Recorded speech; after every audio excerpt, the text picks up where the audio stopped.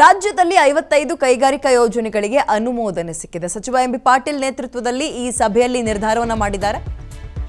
ರಾಜ್ಯದಲ್ಲಿ 55 ಕೈಗಾರಿಕಾ ಯೋಜನೆಗಳಿಗೆ ಅನುಮೋದನೆ ಕೊಡೋ ವಿಚಾರಕ್ಕೆ ಸಂಬಂಧಪಟ್ಟಂತೆ ಎಂಬಿ ಪಾಟೀಲ್ ಮಿನಿಸ್ಟ್ರು ಅವರ ನೇತೃತ್ವದ ಸಭೆಯಲ್ಲಿ ನಿರ್ಧಾರ ಆಗಿದೆ. ಒಟ್ಟು 7,506 ಕೋಟಿ ರೂಪಾಯಿ ಹೂಡಿಕೆಗೆ ತೀರ್ಮಾನ ಮಾಡಿದ್ದಾರೆ.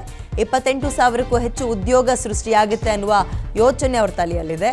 ಯೋಜನೆಗೆ ಜೂನ್ 19ನೇ ತಾರೀಕಿನಂದು ಸರ್ಕಾರದಿಂದ ಒಪ್ಪಿಗೆ ಅಂದರೆ ನಿನ್ನೆ ಒಪ್ಪಿಗೆ ಸಿಕ್ಕಿದೆ. ಬೆಂಗಳೂರು ಹೊರಭಾಗದಲ್ಲಿ 41 ಯೋಜನೆ ಸ್ಥಾಪನೆಗೆ ನಿರ್ಧಾರವನ್ನು ಕೂಡ ಕೈಗೊಂಡಿದ್ದಾರೆ. ಈಗ ನೋಡಿ, ಬಿಯಾಂಡ್ ಬೆಂಗಳೂರು ಯೋಜನೆಯಡಿ ಕೈಗಾರಿಕೆಗಳ ವಿಸ್ತರಣೆಗೆ ತಯಾರಿ ನಡೆಸ್ಕೊಳ್ತಾ ಇದ್ದಾರೆ ಇವರು.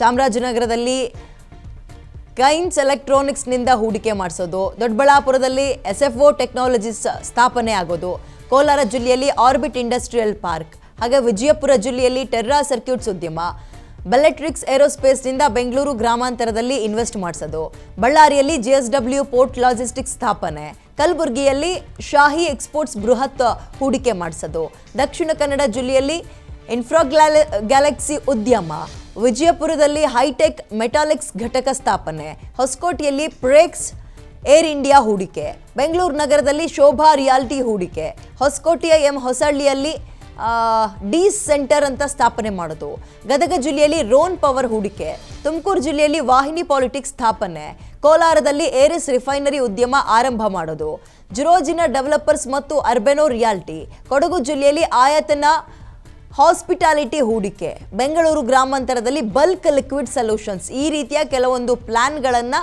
ಇಟ್ಕೊಂಡಿದ್ದಾರೆ. ಇದರ ವಿಚಾರವಾಗಿ ನಿನ್ನೆ ಸರ್ಕಾರದಿಂದ ಒಪ್ಪಿಗೆ ಸಿಕ್ಕಿದೆ. ಯೋಜನೆಗಳಿಗೆ ಉದ್ಯೋಗ ಸೃಷ್ಟಿಯಾಗುತ್ತೆ ಅನ್ನುವ ನಿರೀಕ್ಷೆಯಲ್ಲಿ ಅವರು ಕೂಡ ಇದ್ದಾರೆ. ಸೊ ಒಟ್ಟಾರೆಯಾಗಿ 55 ಕೈಗಾರಿಕಾ ಯೋಜನೆಗಳಿಗೆ ನಿನ್ನೆ ಅನುಮೋದನೆ ಸಿಕ್ಕಿದೆ.